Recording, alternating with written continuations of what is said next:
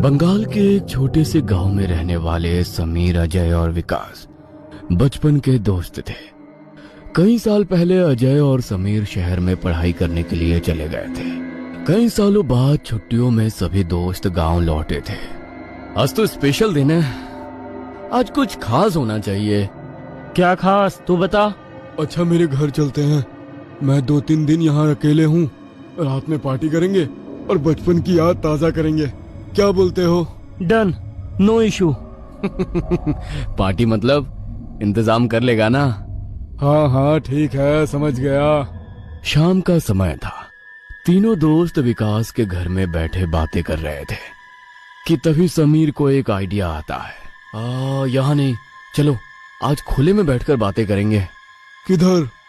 अरे वो तालाब याद है ना, हम लोग काका के साथ उधर मछली पकड़ने जाते थे। कितना मजा आता था। रात में उधर कौन जाएगा, वहीं चलते हैं, शांति में बैठकर पार्टी करेंगे। अरे वो तालाब अब नहीं है, उसे तो बंद करवा दिया था। वहाँ पर कुछ अजीब घटनाएं होने लगी थी। अब खैर छोड़ो उसे। अजीब मतलब?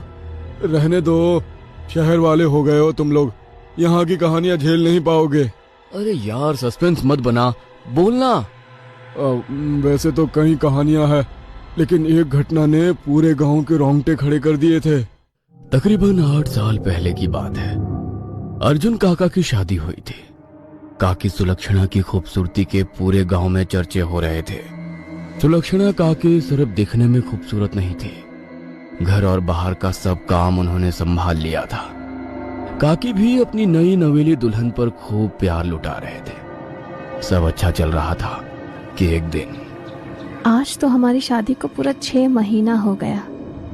आज कुछ खास होना चाहिए। अर्जुन को आने में अभी समय है। बाजार से मच्छी लाकर अपने हाथों से स्पेशल मच्छी बनाती हूँ। सुलक्षणा खूब अच्छे से तैयार हुई, इत्र लगाया, आंखों में गहरा काजल भरकर बाजार के लिए निकल पड़ी। बाजार से मछली लेकर लौटते समय दिन ढल गया था। तालाब के किनारे पहुंची तो उन्हें ऐसा लगा मानो कोई उनके पीछे पीछे आ रहा है। काकी ने इधर उधर देखा, आसपास कोई नहीं था। अभी वो थोड़ी ही आगे बढ़ी थी कि उन्हें अपने पति की आवाज सुनाई पड़ती है।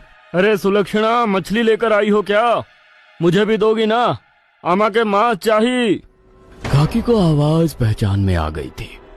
उसने पलटकर देखा, अंधेरे में एक साया नजर आया जिसका चेहरा स्पष्ट नजर नहीं आ रहा था।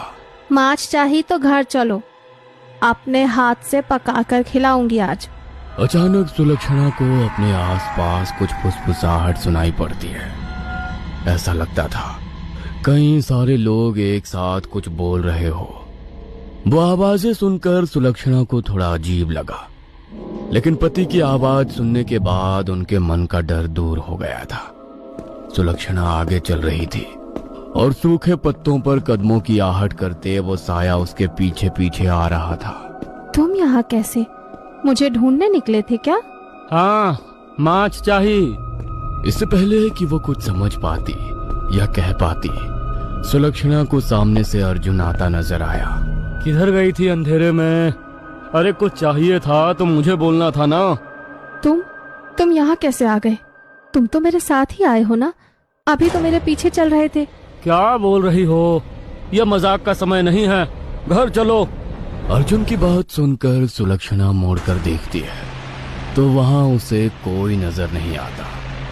सुलक्षणा हैरान थी कि आखिर वो कौन था जो अर्जुन की आवाज में उसके साथ बात करता आ रहा था। घर पहुंचकर सुलक्षणा जल्दी जल्दी मच्छी बनाने की तैयारी करने लगी। तभी अचानक उसे अपने आसपास एक तेज गंध आती हुई महसूस हुई। ओ माँ, ये गंध, बदबू किधर से आता? मच्छी सड़ गया लगता है। गंदी बदबू से सुलक्षणा से एक पल भी रसोई में रुकना कठिन हो रहा था। वह मछली का थैला खोलकर देखती है तो अंदर उसे खून से लथपथ अधखाई मछली नजर आती है। ये कैसे हो सकता है? मैं तो बाजार से देखकर मछली लाई थी। ऐसा लगता है किसी ने इसे कच्चा चबा डाला हो। ये हो क्या रहा है? सुलक्षणा ने देखा कि उस खून से सनी मछली से बहुत बुरी बदबू आ रही है। इसलिए वो उसे उठाकर घर से दूर फेंक देती है। जैसे ही वो वापस रसोई में आती है, उसे रसोई के फर्श पर गीली मिट्टी से बने पैरों के निशान दिखाई देते हैं। ये कैसे निशान है? कौन गंदा पाव लेकर यहाँ आया? हाँ? सुलक्षणा ने देखा बची हुई बाकी की मछलियां भी रसोई में बिखरी हुई थी। ये अर्जुन ही मजाक कर रहा है, अभी बताती हूँ उसको।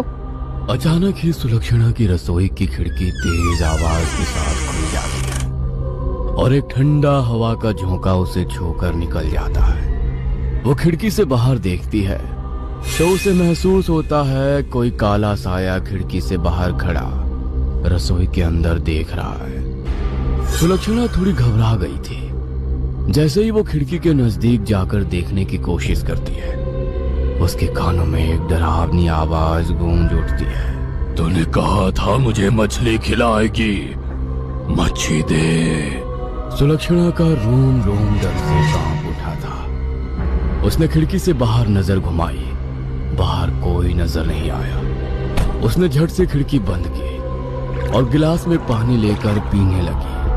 ओ माँ, ये सब क्या है? इधर कौन है? लगता है कोई मुझ पर नजर लगाए हुए है। सुलक्षणा, अब खिलाओ भी मच्छी। मच्छी का नाम सुनकर पानी का गिलास उसके हाथ से छूट जाता है। अरे इसमें घबराने जैसी क्या बात है?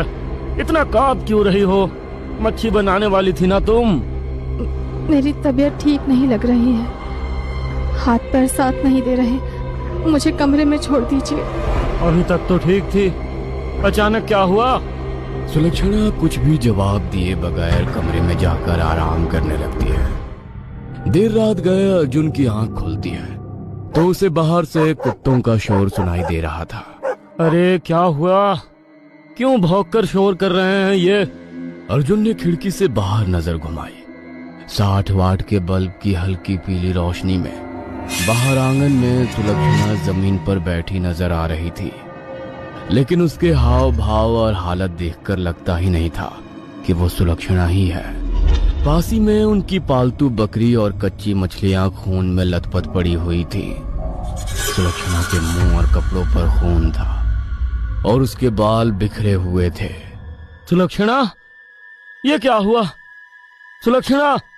अर्जुन ने जब नजदीक से उसकी हालत देखी, एक पल को उसकी रीढ़ की हड्डी में भी सनसनाहट पैदा हो गई। उसकी नई नवेली दुल्हन, जिसकी खूबसूरती से गांव भर की औरतें जलती थी, आज कोई खून की प्यासी चुड़ैल या डायन जैसी नजर आ रही थी। अर्जुन ने हाथ पकड़कर सुलक्षणा को उठाने की कोशिश की तो उसने एक ही झटके में धक्का देकर अर्जुन को दूर गिरा दिया। अर्जुन को अब आभास हो गया था कि ये सब सामान्य नहीं है। जरूर कोई काली शक्ति ने सुलक्षणा को अपने प्रभाव में लिया है। अर्जुन के बार बार सुलक्षणा को पुकारने के बाद अचानक वो जैसे अपने होश में लौट आई। मुझे पेट में बहुत दर्द हो रहा है। अर्जुन, अर्जुन!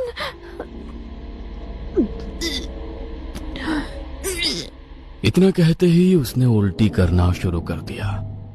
सुनैना की उल्टी से कच्चा मांस और खून निकलता देख अब तो अर्जुन बहुत घबरा गया था।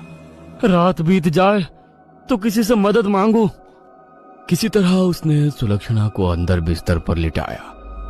अभी वो सामान्य नजर आ रही थी, फिर भी अर्जुन ने उसके हाथ कपड़े की मदद से बिस्तर से बांध दिए थे।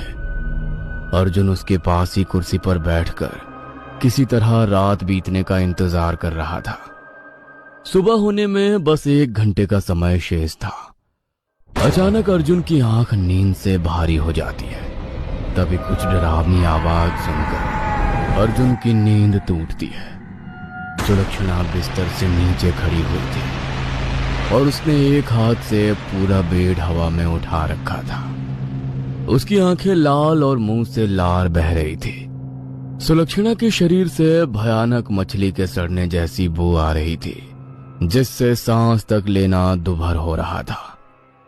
अर्जुन कुछ कर पाता उससे पहले ही सुलक्षणा ने झटके से अपना हाथ खोला और कमरे से बाहर निकल गई। पूरी रात अर्जुन के घर के अंदर से अजीब आवाज आती रही। लगता था कोई सामान उठाकर पटक रहा है। पड़ोस में रहने वाले महेश ने दरवाजा खटखटाया, लेकिन अंदर से कोई जवाब नहीं मिला।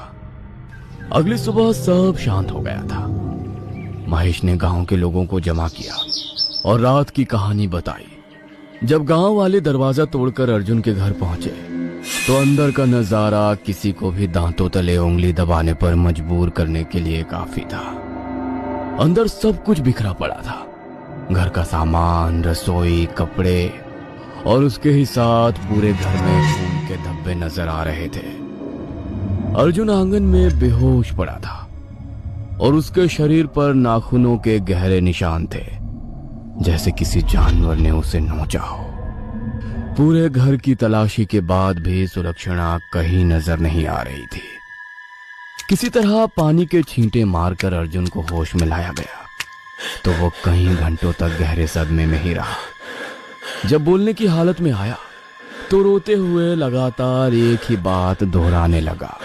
वो सुलक्षणा नहीं थी, वो कुछ और था। उसकी आवाज मर्दाना थी। मांच मांग रहा था वो सुलक्षणा नहीं हो सकती, मेरी सुलक्षणा। इतना कहकर वो बुरी तरह से सर पटक कर रो रहा था।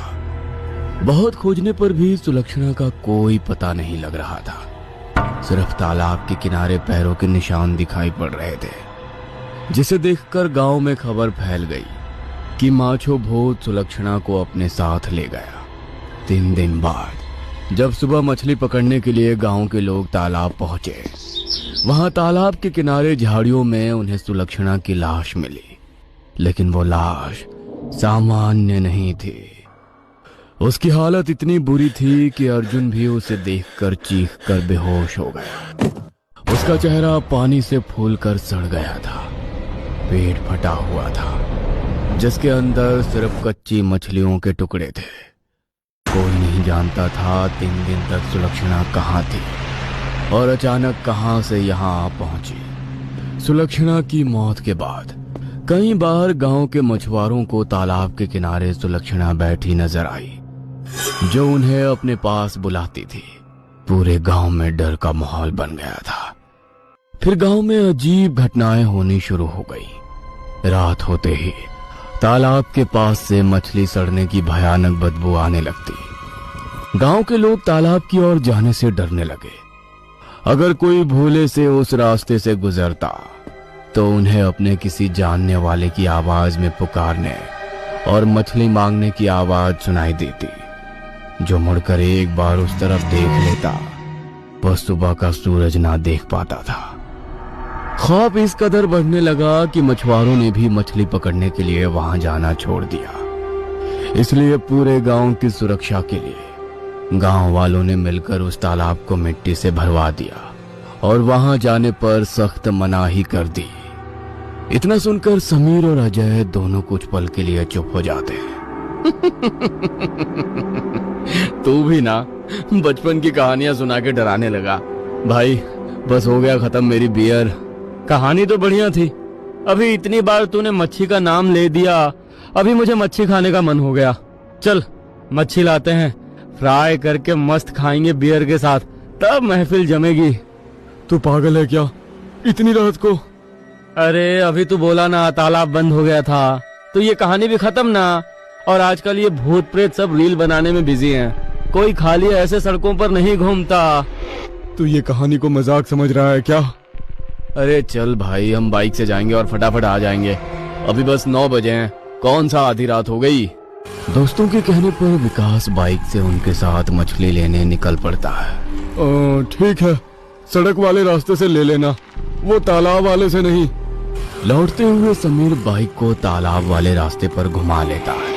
क्या कर रहा है? सड़क वाले रास्ते पर ले बाइक। मैंने कहा ना ये रास्ता ठीक नहीं है। अरे बैठ ना यार, अपन 3 लोग हैं, कुछ नहीं होगा। 5 मिनट में घर पहुंच जाएंगे, क्यों लॉन्ग कट लेना। जैसे ही बाइक सूखे तालाब को पार करके आगे बढ़ी, हवा में वही सड़ी मछली की बदबू फैल गई। सूखे पत्तों पर कदमों की आवाज सुनाई पड़ने लगी। जैसे कोई बाइक के साथ में दौड़ रहा हो। तभी झटके से बाइक बंद पड़ जाती है। मजाक मत कर, बाइक भगा। अरे मैंने कुछ नहीं किया, बाइक स्टार्ट नहीं हो रही है यार। तभी एक जानी पहचानी आवाज समीर के कान से टकराई। अमा के माछ दो ना। ये तो अजय की आवाज है, वो तो हमारे साथ पीछे बैठा है ना। समीर ने मुड़कर पीछे देखा, अजय अभी भी बाइक में पीछे ही था। तभी सामने का नजारा देख समीर के चेहरे का रंग उड़ गया। धीरे धीरे अंधेरे से एक साया बाहर आकर उनकी बाइक के सामने खड़ा हो गया। काकी, सुलक्षणा काकी, ये वही है। हमें यहाँ नहीं आना चाहिए था। मैंने कहा था ये जगह ठीक नहीं है। बहुत दिनों से कोई इधर गुजरा नहीं। और खूब भूख लगी छे। आमा के माछ दाओ ना। 3 दोस्तों की चीख हवा में गूंज जाती।